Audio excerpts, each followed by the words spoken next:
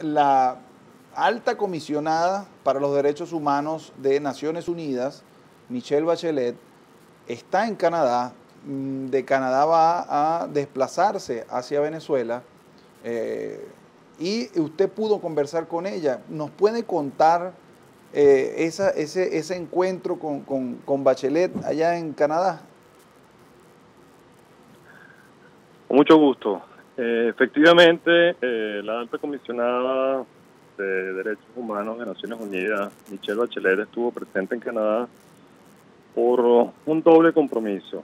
Primero, antes de contarle un poco de nuestro encuentro, explicarle a la audiencia que vino a rendir testimonio ante el Parlamento canadiense, ante la Subcomisión de Derechos Humanos, en un marco del cual, en reunión privada en la cual abordó el tema venezolano. Debemos recordar que Canadá ha sido uno de los pilares, uno de los líderes en la lucha contra la restauración o contra la agresión, contra la violación de derechos humanos y delitos de lesa humanidad y la restauración democrática. Seguidamente hubo un evento, una conferencia en el Centro Nacional de Arte de Ottawa, un centro, vamos a llamarlo académico, universitario, en el cual se habló del tema Venezuela, por cierto moderado por Ben Roosevelt, ex embajador de Canadá en Venezuela, y por la ministra Freeland. Quiero llamar la atención de esto porque es muy notorio ver que Venezuela sigue siendo la vitrina, el ojo de la comunidad internacional, y en esa oportunidad y en el marco de estos encuentros pudimos sostener con la señora Bachelet un breve intercambio de impresiones. Le hemos entregado un dossier que resume un poco la tragedia, la emergencia compleja humanitaria venezolana. Le hemos pedido sobre la conducción de una apertura fluida del corredor humanitario, de la libertad de los presos políticos. Y también en esto, Fernando, Alberto, quiero ser muy elocuente y subrayarlo porque a la par de ser embajador no deja de ser uno tampoco un observador político y no deja de ser uno un ciudadano preocupado por la restauración democrática en Venezuela. Bachelet sostuvo o mantuvo una actitud absolutamente receptiva y comprometida con Venezuela. Lo digo de esta manera porque uno quiere hacer un llamado también a esa Venezuela sufrida, pero muy emocional, que pronto carga con cierta, digamos, intemperancia este tipo de visitas. Es muy importante para nosotros la presencia de Bachelet en Venezuela. Es importante porque eso significa activar y mantener todos los procesos de, digamos, levantamiento de expedientes para incluso activar la justicia universal. Justicia universal que nos adeuda la Corte Penal Internacional y que nos adeuda, bueno, podría adeudar si es un procedimiento a la Corte Penal Internacional también de la Nación. Embajador, este martes fue liberado el diputado Gilbert Caro y otros 2 presos políticos. ¿Considera usted que esto tiene que ver con la visita de Michelle Bachelet a nuestro país? Sin duda alguna, y verás muchos más, si Dios quiere, y Dios mediante, con la visita a Bachelet a Venezuela. No tengo la menor duda de que todo esto vendrá acompañado de una decisión inevitable de un gobierno sumamente señalado y presionado por la comunidad internacional, que no le queda más que tratar de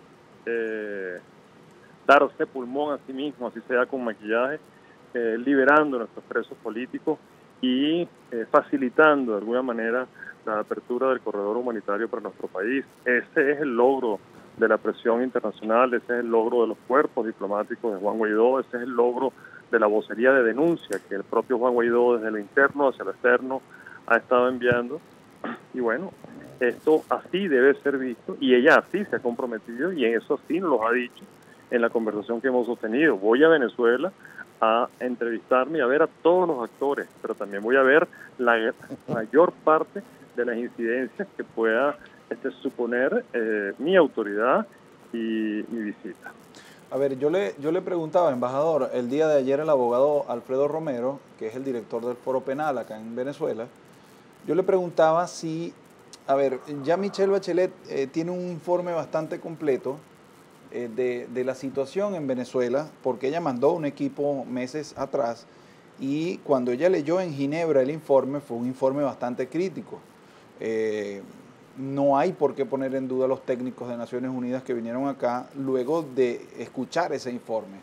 Ahora bien, yo le preguntaba a Alfredo Romero si esta visita de Michelle Bachelet no podría tomarse como una visita simbólica en cuanto a su jerarquía dentro de Naciones Unidas. Pero si quieres decirlo como simbólica, porque es un saludo a la bandera, te diría que no. No lo veo así, lo veo en el simbolismo de lo que significa Naciones Unidas. Bueno, y si es una situación, vamos a llamarla estrictamente de etiqueta, también te diría que no, en el sentido de que la presencia de Bachelet tiene y tendrá que venir acompañada no solamente de un tema burocrático, un tema de imagen, un tema de decir el día de mañana, allí estuve, allí lo vi y ya cumplí. Es un tema que tiene absoluta relevancia en cuanto a lo que ella pueda decir y gestionar después de esa visita. Te lo digo, y creo que estoy hablando ahorita con Alberto. Fernando. O con Fernando, porque, Fernando, el tema, y hablo en este momento ahora como me pongo la gorra de abogado y de activista de derechos humanos, esas incidencias, esas relatorías que se han venido, digamos, levantando no solamente durante la gestión de Bachelet, sino durante muchos años en Venezuela, tienen que tener de una vez por todas impacto en el marco de la Corte Penal Internacional. Quiero ser muy insistente en esto: quien le adeuda realmente a Venezuela justicia universal es la Corte Penal Internacional de La Haya. Y, si me apura, esto podría abrir incluso un procedimiento ante la Corte Internacional de Justicia de Naciones Unidas por el aspecto de violación de delitos de tortura en contra de tantas incidencias que en este sentido se han vivido en Venezuela. Ahora que usted, lo dejo terminar. No, puedes continuar, okay. Ya he terminado. Le pregunto, porque usted toca el tema de la Corte Penal y en su carácter de abogado, ¿qué está pasando en la Corte Penal? Aprovecho para preguntarle su opinión con respecto a eso, porque ya tiene más de un año que se abrió el examen preliminar y no hay ningún resultado. Bueno, no solamente más de un año, durante más de, no menos de 4 o 5 años, estoy hablando de 2014, la Corte Penal Internacional, de manera pública, comunicacional y notoria, ha conocido de suficientes incidencias sobre muertes por represión en Venezuela. Han sido oficializadas por parte de la propia OEA y en testimonios rendidos ante este organismo, los cuales son testimonios auténticos, no menos de 250 incidencias de tortura de todo tipo, blanca, física, y un largo etcétera. Tenemos más de 8.000 ajusticiados por las OLP.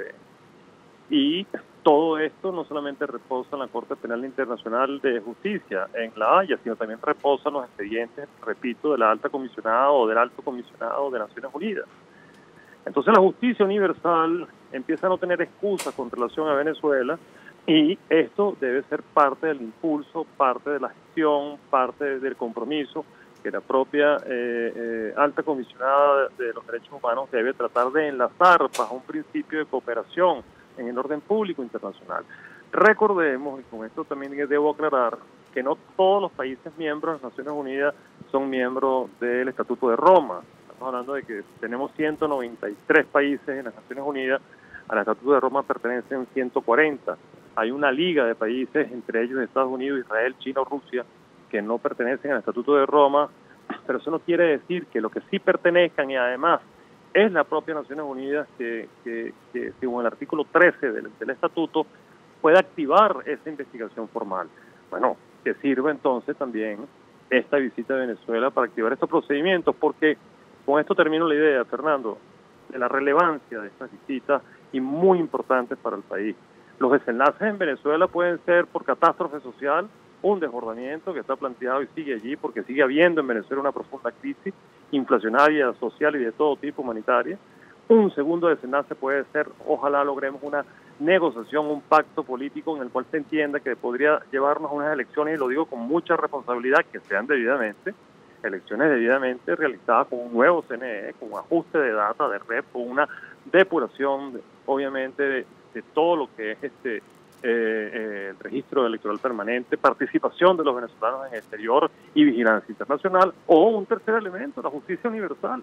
El Estatuto de Roma tiene disposiciones que pueden ordenar hasta la captura de dictadores o autoridades que estén sujetas a delitos contra la humanidad. Esta es la importancia entonces de movilizar todos estos elementos para lograr de una vez el cese de la usurpación. Bueno, no quería dejar de pasar la oportunidad, embajador, para preguntarle por su trabajo en Canadá con respecto a la parte diplomática entre el gobierno de Juan Guaidó y el primer ministro canadiense. ¿Cómo ha sido ese intercambio entre usted y el gobierno canadiense? Bueno, la verdad es que nosotros tenemos mucho que agradecerle a la política en Canadá, no solamente al gobierno del primer ministro Justin Trudeau, sino que esto ha sido una larga jornada que desde los tiempos del propio conservador y el señor Harper ha venido luchándose y haciéndose expediente por la restauración democrática en Venezuela.